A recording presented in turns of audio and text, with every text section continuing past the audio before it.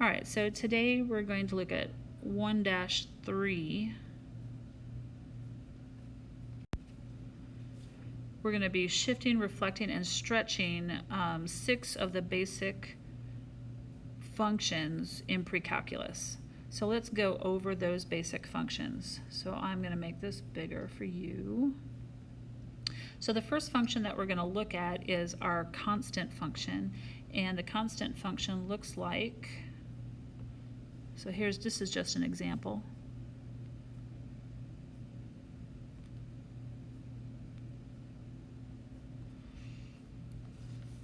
And so a constant function is just the graph of a horizontal line. In this particular case, the equation of this graph is y equals 3.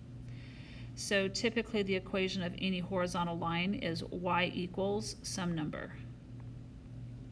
And then we're going to talk about domain and range with these, and whether it's an even or an odd function, all that good stuff. So the interesting thing about a constant graph, and you might want to add this as a note, for every input,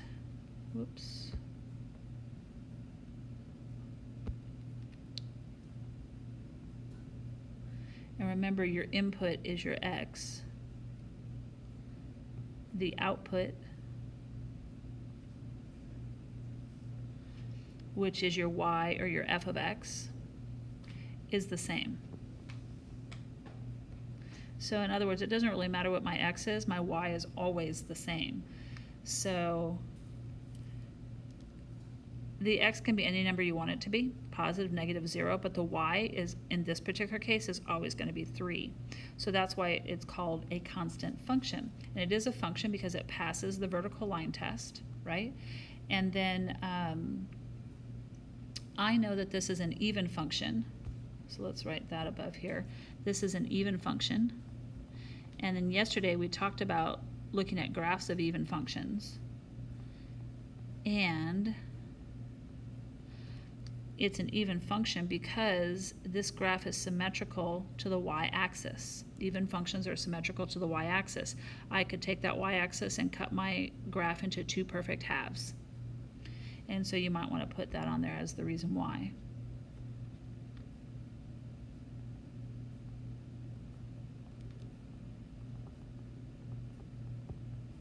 All right, so let's look at domain and range.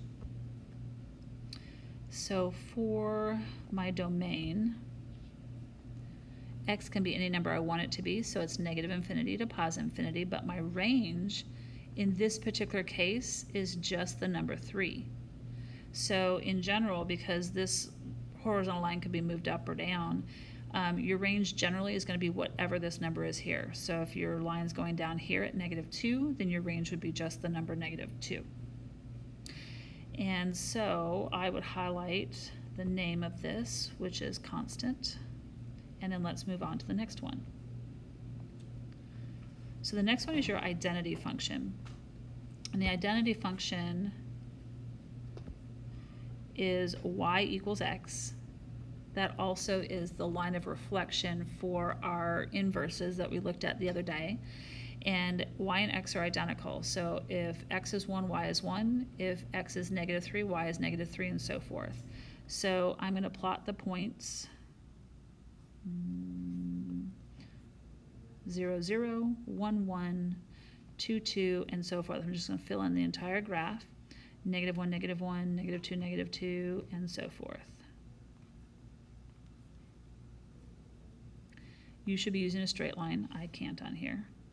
So that is your identity function. It is an odd function because it is symmetrical to the origin. So odd function.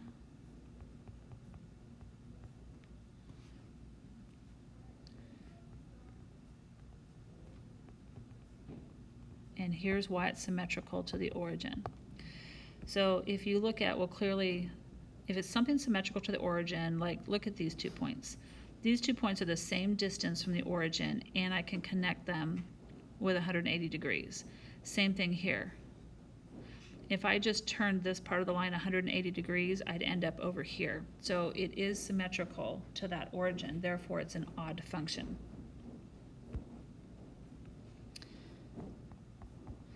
All right, then let's look at domain and range. So as I look at my equation, I can put any value I want to in for x, and y will end up being the identical value.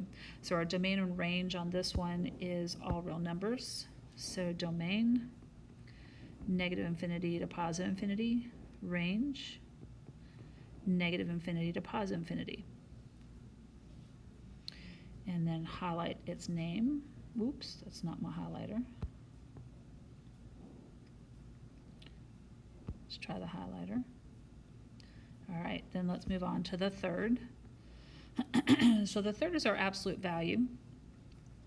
And your absolute value function is y equals the absolute value of x. So as I'm plotting this, if I plug in 0, and you can set up a table of values if you want to, but if I plug in 0 for x, the absolute value of 0 is 0. So my first order pair is 0, 0. Absolute value of 1 is 1, so 1, 1. Absolute value of 2 is 2, 2, 2. 3 is 3, and 4, and so forth. So it kind of looks like the identity function at first until you put in negative values for x. So if I put in a negative 1 here and for x, the absolute value of negative 1 is positive 1. So my ordered pair is negative 1, positive 1. Absolute value of negative 2 is positive 2, and so forth. And so it ends up looking like a V.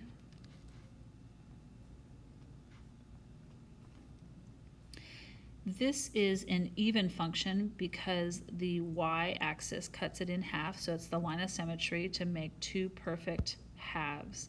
So it is an even function.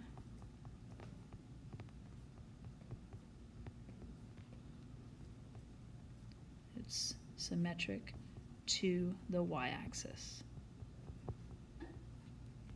Domain and range. So my domain, I can put any value I want to in for x, positive, negative, or 0. So my domain is negative infinity to positive infinity. My range, however, and you can see by the graph here that there is no negative range values. My lowest y value here is at 0, and it just gets bigger. So my range is going to go from 0 and including 0 to positive infinity. So let's highlight that, name, and let's look at the fourth one. So our fourth one is our square root function, and typically I will, well, and this is the equation for it, y equals the square root of x. And so I'm only going to choose values for x that I can take the square root of, and remember the domain is restricted on a square root function because I can only take the square root of 0 and positive numbers. So you might want to have a little table of values over here. And then the smallest x value I can plug in there is 0. The square root of 0 is 0. 1 is a perfect square, so that's my next number. Square root of 1 is 1. 2 is not a perfect square, so I'm not going to choose it. 3 isn't. 4 is, so I'm going to choose that. Square root of 4 is 2. And the next perfect square isn't until I get to 9, and I'm not going to be able to fit that on this graph. So those are the only points that I'm going to plot right now. So I'm going to plot 0, 0, 1, 1, and then 4, 2. So this is actually the graph of a curve. It looks like half of a parabola. That is a function it passes the vertical line test. It is neither even or odd because it is not symmetric to the y-axis. There's no perfect half over here. And it is not symmetric to the origin because I don't have another point over here that's equal distance. So not every function is even and not every function is odd, so neither even or odd.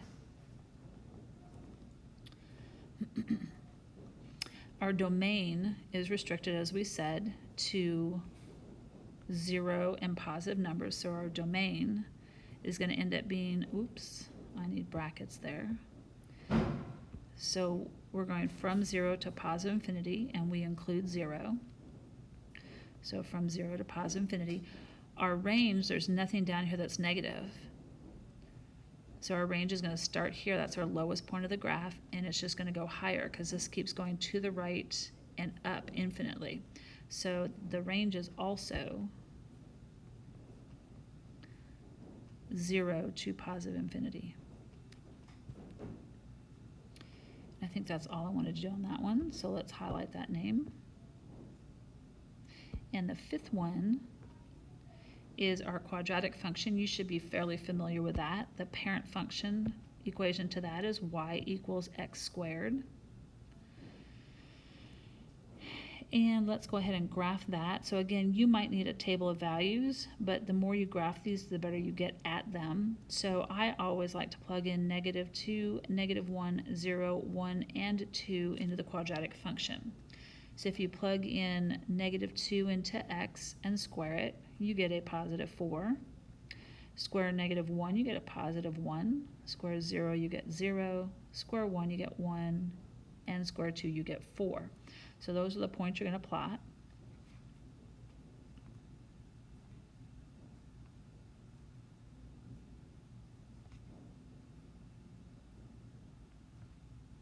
And then I'm going to connect those points into a curve. So there's your parabola. And then because this is symmetrical to the y-axis cuts it in half. It is an even function.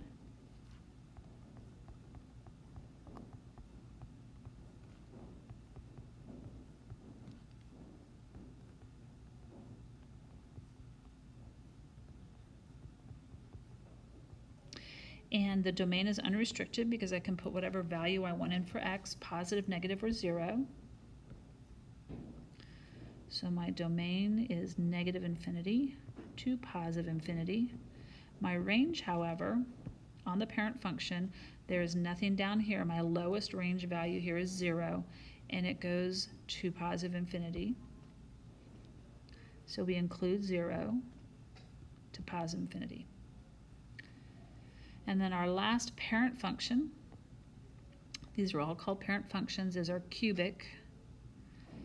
And again, you might want to order or a table of values for this, but our equation is y equals x to the third.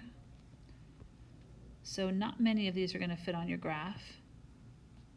So again, I like to use -2, -1, 0, 1, and 2. If you take -2 and cube it, you get -8. -1 cubed, -1, 0 cubed is 0, 1 cubed is 1, and 2 cubed is positive 8. So then if I graph that, I have a point at -2, -8. So I'm going to go about 2 units off of my graph, which is okay. And then -1, -1, 0, 0, 1, 1, and 2, 8, so I'm going to go about 2 off of that as well. And then this is a graph of a curve. So this is actually not a straight line here. It curves and looks like kind of like an elongated S, backwards S. All right, so this actually is an odd function because it is symmetrical to the origin. So notice that this point and this point are equal distances from the origin, and on opposite sides I could actually draw a 180-degree line through that. And then this line, or this point and this point, are also on a 180-degree angle to each other and the same distance to the origin. So that's how you can tell that it is symmetrical to the origin. So this is an odd function. And symmetrical to origin. Now I can put any number I want to in for x. I can cube a negative, I can cube 0, I can cube a positive. I showed that here. So your domain is unrestricted, -infinity to positive infinity. And your range, as you can see, you're going infinitely down and infinitely up. So your range is also unrestricted, -infinity to positive infinity. And so now I'm going to go back and look at all of these. So those are your 6 parent functions that you are responsible for. And if you need to, you can go to your textbook and go to page 205 of your text, and they show you these functions plus I think 2 more. And you can go back and look at that if you need to look at all of them again, if you want to look at the additional functions. So that might help some of you. So then let's review some vertical, horizontal, right, left shifts, and some vertical and horizontal stretches.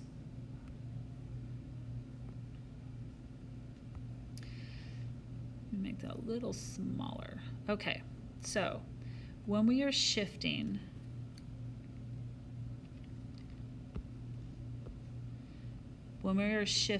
you can either shift your graph up, down, right, or left. So you have to pay attention to what is happening to the function. So all of these ones that are up here that I mentioned, your parent functions, these are what are going to be in place of these f of x's here. So you're going to have some form of that parent function. If you have the parent function and then you have like something being added outside the function, so it might look like, I don't know, I'll use the quadratic function. So it might look like y equals x squared plus 2. That would be a shift up. So if you have a positive outside this function, this is the parent function, outside the function you're going to shift it up. If it's a subtraction, you're going to shift it down. So this same parent function, y equals x squared, is your parent function, you're going to do a minus 2 to shift it down. And so this entire graph is going to shift down. Every ordered pair on that graph will just shift down 2. Then, if something's happening inside the function, so notice that it's happening inside to x, you're going to have a shift left or right. If you add something to the x inside the function, it seems like you would shift right, but you're actually shifting in the opposite, which is left. Because technically, we look at this as x minus c. So if c is positive and you're subtracting it, you're actually going in the opposite direction. So this would actually be a minus minus here.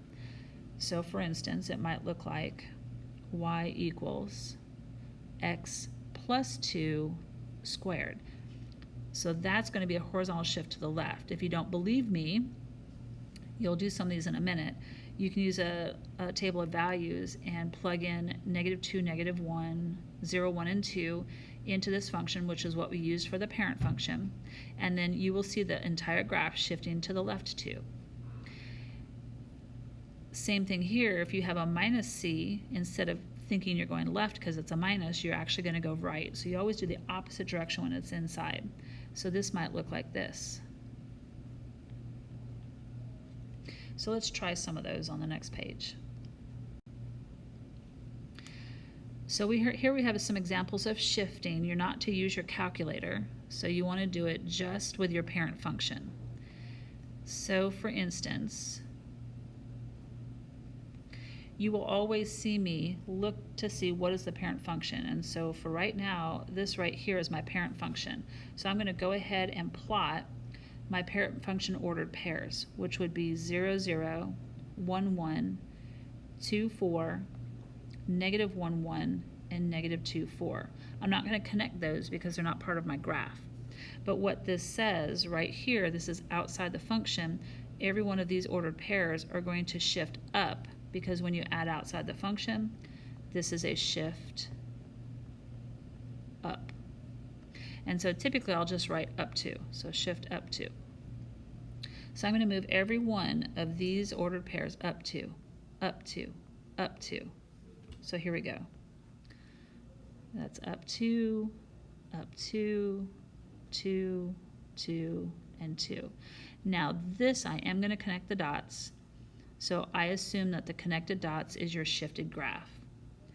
Now you could have done, and I'm not going to do this for every one, but if you don't believe it, you could do a set of ordered pairs and put in your typical -2, -1, 0, 1, and 2 and plug it into the function. If I plug -2 into here, -2 squared is 4. 4 plus 2 is 6. Notice that this point at -2 originally was at 4, but now it's at 6 because we shifted it up 2. So you could do that for each one of these. I'm not going to, but you can. So I'm going to just erase this part we didn't use. All right, so let's look at the next one. This one, the parent function is a cubic function. So my general points for the cubic function, and you can just, you can memorize them, that's what I do, but you can also plug them in. So if I'm putting in an x value of 0 and I'm cubing it, I get, oops, not that. How about this? I get 0, 0. Put in a 1 and cube it, I still get 1. Put in a 2 and cube it, I get 8. 2, 4, 6. So I'm going to go off the graph a little bit. Put in negative 1 and cube it, I get negative 1. Put in negative 2, I get negative 8. So those are all going to shift. This is outside the function, so it's exactly what you think it is. You are going to shift down. So we're going to go down 4. So each one of these points are going to go down 4. Now at this point I'm not going to be able to shift down 4 because I'm already off the graph, but every other point here I'm going to shift down 4. So 1, 2, 3, 4. So put a point here. Shift this one, the next one, and the last one. And so then I can connect those points. Keeping in mind that it is a curve. All right, so you do the, well, I guess the next two are right and left, so let me show you the right and left shifts. So these ones are happening inside the function, so it's a right or left shift. Anything inside is right or left, anything outside is up or down. So this one has 2 shifts going on, and we'll deal with that in a minute. If I cover this up, it is something squared, so the parent function is y equals x squared. So I'm going to plot that parent function first.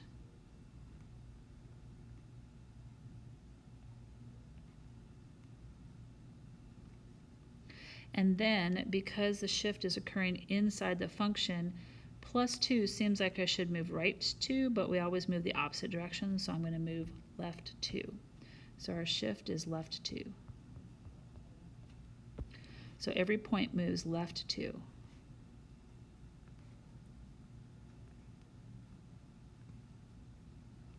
And then you can connect your points.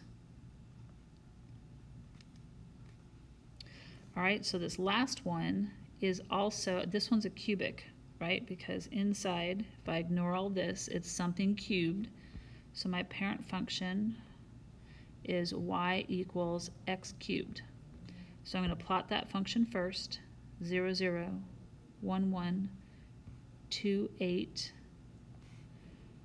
negative 1, 1, negative 2, 8. So there's my parent function. My shift inside the function is the opposite of what we think it is. So instead of going right 2, we're going left 2. And so we have 2 shifts. We have a -1 outside the function, so that's down 1. So each one of these points here are going to shift left 2 and down 1. So I'm going to start here. It's not going to get me too far off my graph. So left 2 down 1 would look like this. Left 2 down 1 would be here. Left 2 down 1 would be here. Left 2 down 1. And left 2 down 1 would be here. So none of these shifts, as you have noticed, have changed the shape of my graph. They've only changed the position of the graph. So these are called rigid transformations. Transformations that change the shape of your graph are non-rigid transformations. So make sure you know the difference between those. And in fact, you might want to put up at the top here, make that smaller. You might want to label these as rigid transformations. Whoop.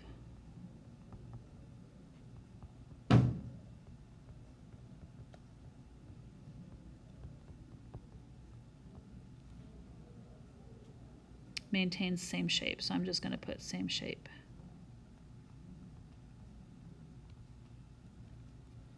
All right, so the things that I did, and so if I would write these down, that would bother me that that's crooked. I'm going to try to fix it. It doesn't want me to fix it. All right, it's going to be crooked. All right, so the first thing I did was graph the parent function.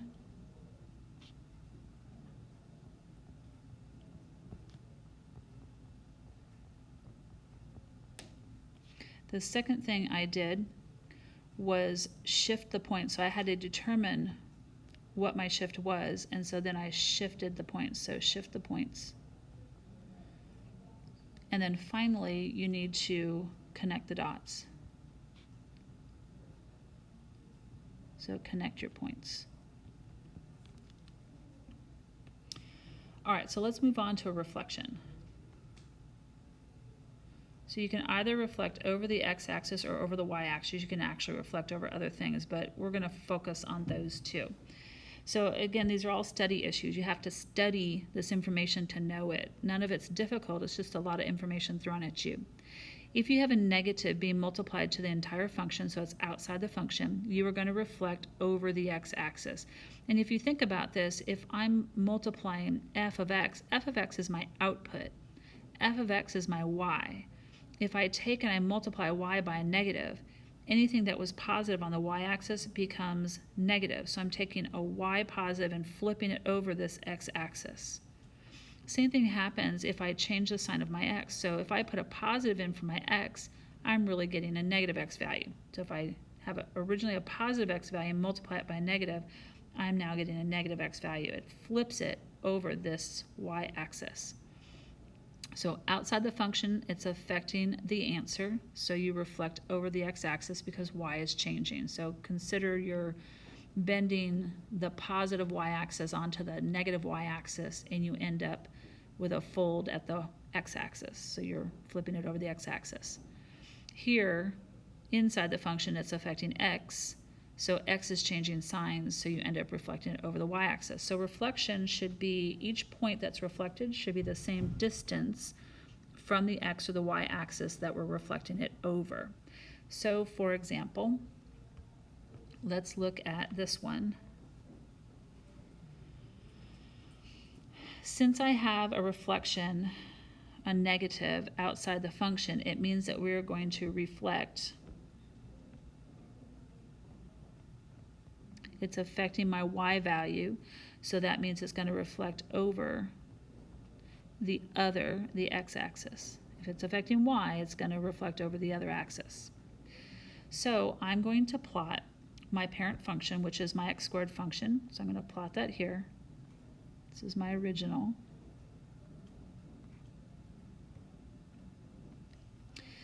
Since this is my line of reflection, so I'm just going to highlight my line of reflection right here.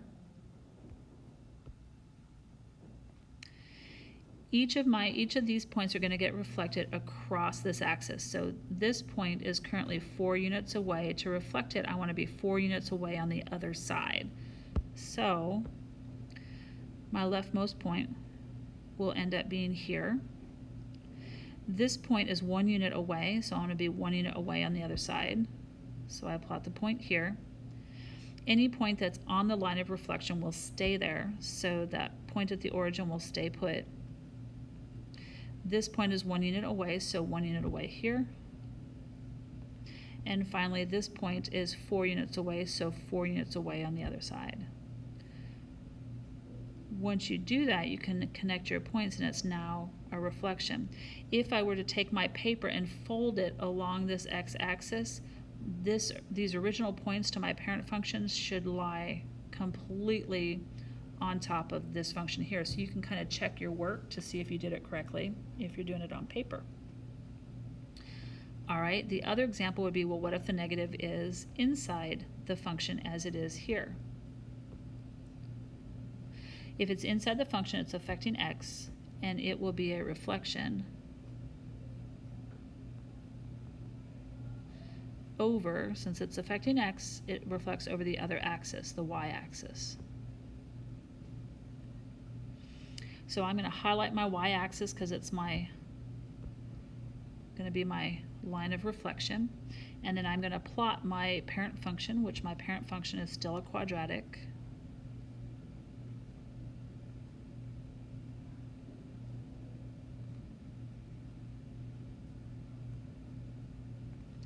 All right, so every one of these points are going to get reflected over onto the other side.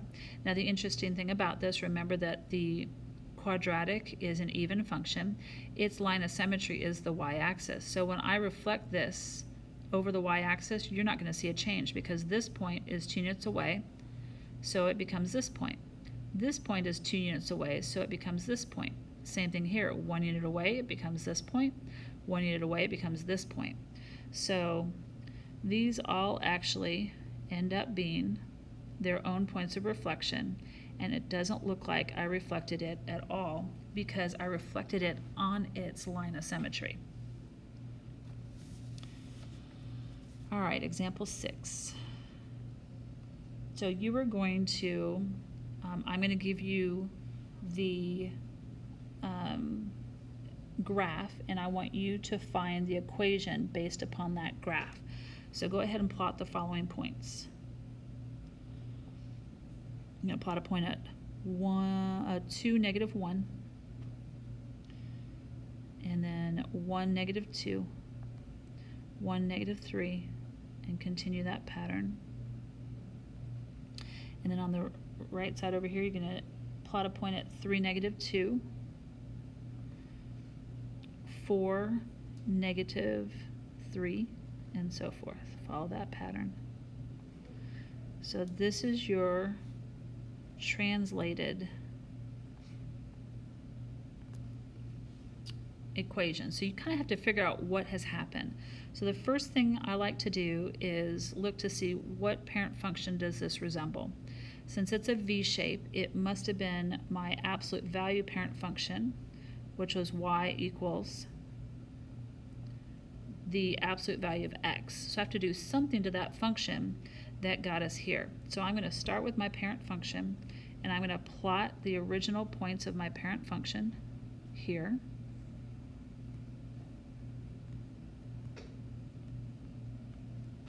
And I'm just going to choose a point. I don't know, choose any point. I kind of like to choose the origin because it's helpful. I want to see what happened from here to here. Well, a couple things happened. Number one, this point moved 2 units to the right and 1 unit down. So I know I have a shift. I have a shift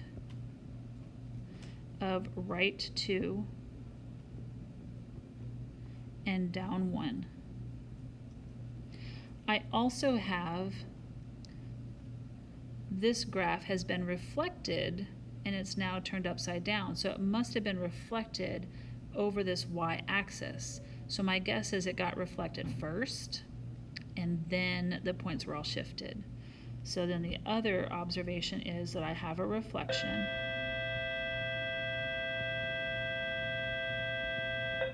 Sorry about that, over the y-axis. So I have 3 things happening. 1, 2, 3. So the right 2 occurs inside this function, and because it's inside the function, it's the opposite. Right is generally positive, so we are going to end up subtracting 2 inside that function. I'll fix it all here in a minute. Then the down 1 occurs outside the function exactly as you think it is. Down is generally negative, and so we would add a -1 outside the function. This reflection over the y-axis affects the x, so we really should have, I'm sorry, did I put y-axis? Clearly it's reflected over the x-axis, my bad. X-axis, so I thought it looked funny. So since it's reflecting over the x-axis, because we reflected over this, that's your x-axis, it affects our y. Our y is our whole function, so I have to put a negative on the outside of the function here. And so then my final equation is going to look like this. Y equals negative absolute value of x minus 2 and absolute value minus 1.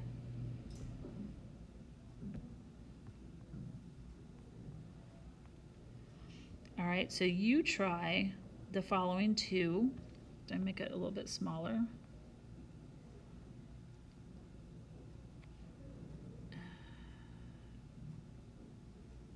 Try not to make it crooked.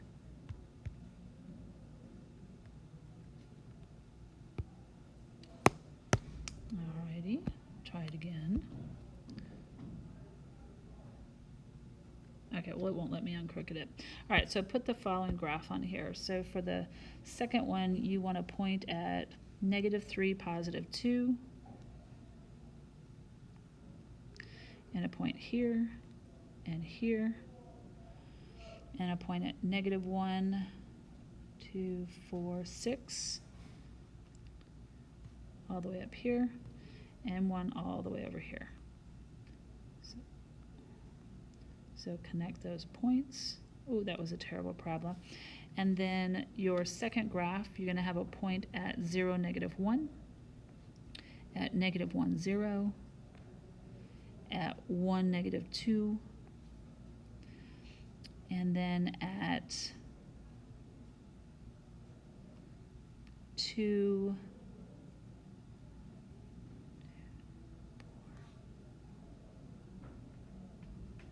7, -2, 7, and then you're going to have 1 point at 2, 9. This is all the way at 9. Okay, so pause the video and restart it when you think you have the correct equations. All right, so for the graph on the left, I would be plotting the parent function.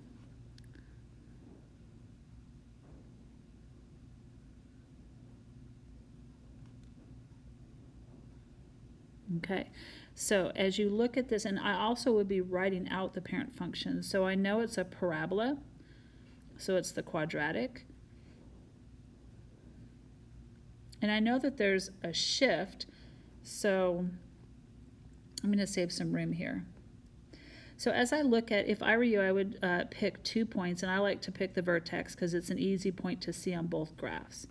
So I'm going to pick this point and this point. And as I look at this point, clearly there has not been a reflection because it definitely hasn't been flipped down, and it definitely hasn't been, I mean, even if it were flipped over the y-axis, you wouldn't be able to tell because this is a symmetrical parent graph. So from this vertex, we moved up 2 and to the left 3. So my transformations are up 2 and left 3. So my up 2 is going to happen outside the function, and it's going to be exactly what I think it is. Up is positive, so I'm going to do a +2 outside the function. Left is going to happen inside the function, and left and right are always the opposite of what you think. So because left is generally a negative, left is in the negative direction, we're going to actually put a +3 here.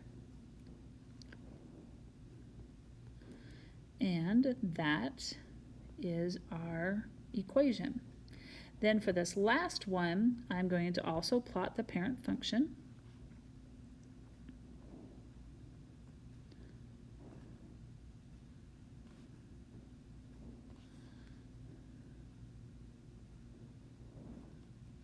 All right, so a couple of things occur to me. It looks like we've had a reflection over the y-axis because this point now is over here and this point is now over here. And same thing for here. Instead of curving in this direction, it's curving in the opposite direction. So we definitely have had a reflection, so I'm going to write that down.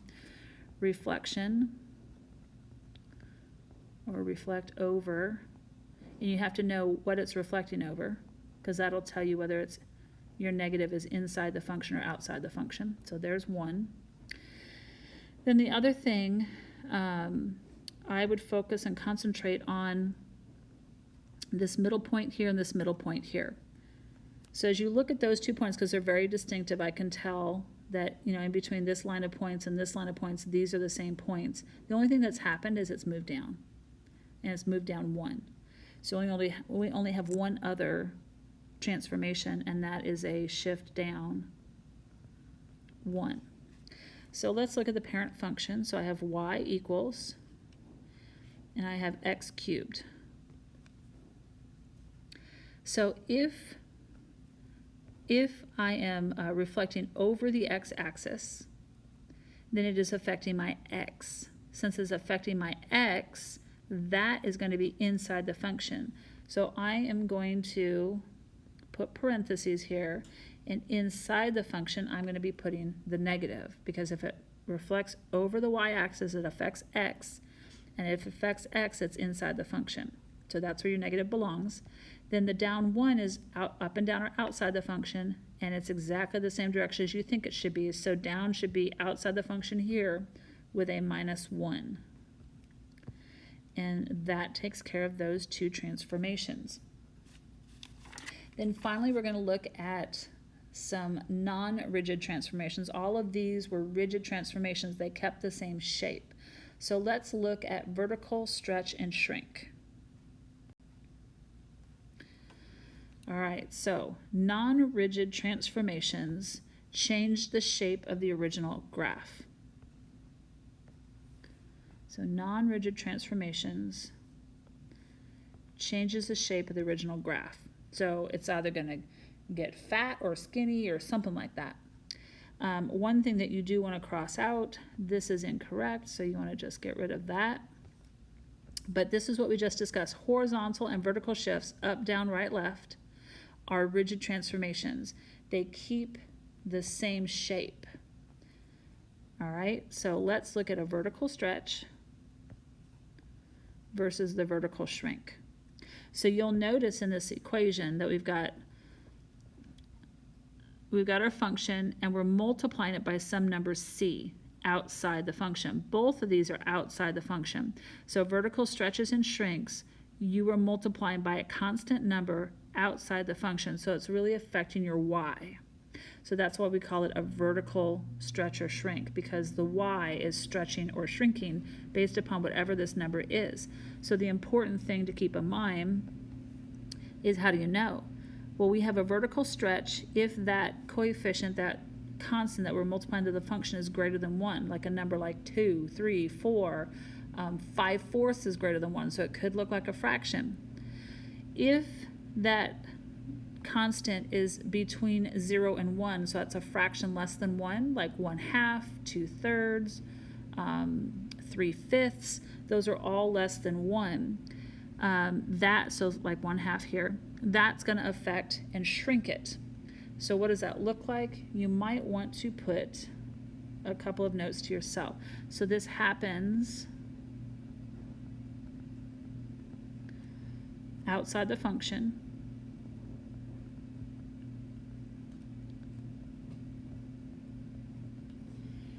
And you're going to notice a couple of things when we do this, and as we graph it, I'll have you write them down below.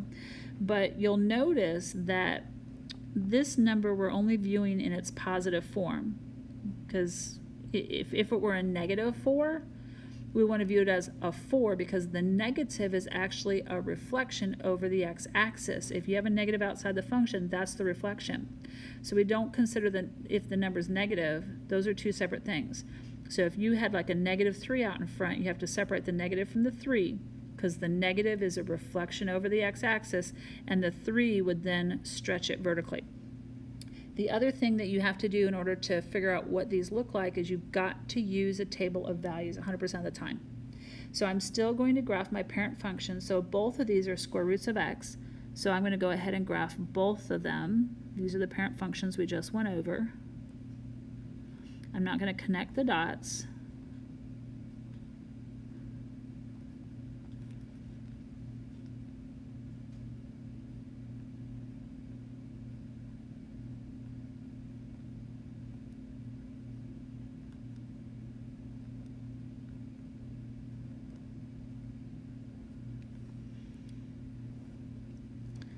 All right, so let's look at the left graph. I am going to make an XY table. So y is equal to 3 times the absolute value of x. So the points that I like to choose that are easy to choose, you can choose whatever you want to, but these are just easy numbers that'll fit on the graph. So as I plug -2 in here, the absolute value of -2 is 2 times 3 is 6. The absolute value of -1 is 1 times 3 is 3. The absolute value of 0 is 0 times 3 is 0. The absolute value of 1 is 1 times 3 is 3. And the absolute value of 2 is 2 times 3 is 6. So you're going to plot those points. So -2, +6 puts us right up here. -1, +3, 0, 0, 1, 3, and 2, 6. So as you can see, when I connect these points with a straight edge, of course you're using a straight edge, you can see that the arms of this graph got pulled closer to the y-axis because we stretched this graph in this direction. So we stretched it up and stretched it down this way, and it just pulled the arms of the graph closer to the y-axis. So you might want to write yourself a note that it pulls the graph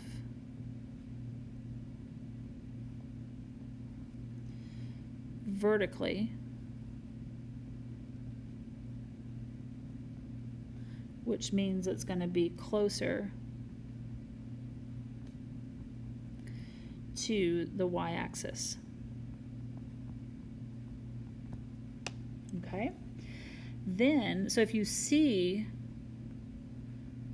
your parent function changing shape and getting closer to the y-axis, you know you have some sort of vertical stretch going on. Now, look at this one right here. Because C is between 0 and 1, we should have a vertical shrink. We are going to push in this direction and push up in this direction, which is going to make these arms go closer to the x-axis. So it's going to flatten it out and make it short and fat. This makes it tall and skinny. This makes it short and fat. So I'm going to use the same exact table of values. Actually, I'm not, because those aren't good for my x. We'll talk about why that is in a minute. Because I have that fraction here in front, 1/2, I'm going to choose values for x that when I take the absolute value, that they're divisible by 2. So I'm going to choose even values for my x. So I'm going to start at -4, -2, 0, 2, and 4. So then plug in -4, absolute value of -4 is 4, and half of that is 2. So you can see it's getting real short. Absolute value of -2 is 2, and half of that is 1. Absolute value of 0 is 0, half of 0 is 0. Absolute value of 2 is 2, and half of that is 1. Absolute value of 4 is 4, and half of that is 2.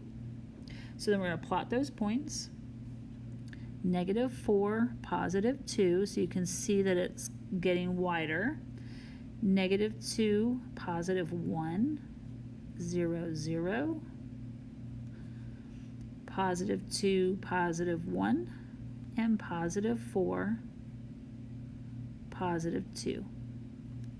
So connect those and connect those. And as you can see, we've pushed this in this direction. I know my hands point out, but we're pushing in this direction and pushing in this direction, which took these arms and pulled them closer to this x-axis. So that's the note you want to write here. Flattens out and moves closer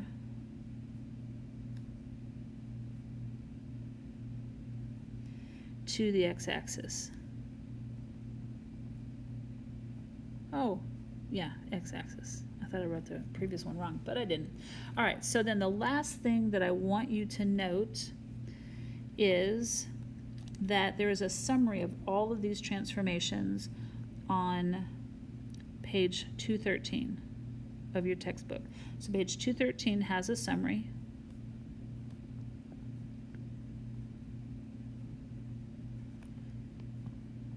Of the transformations.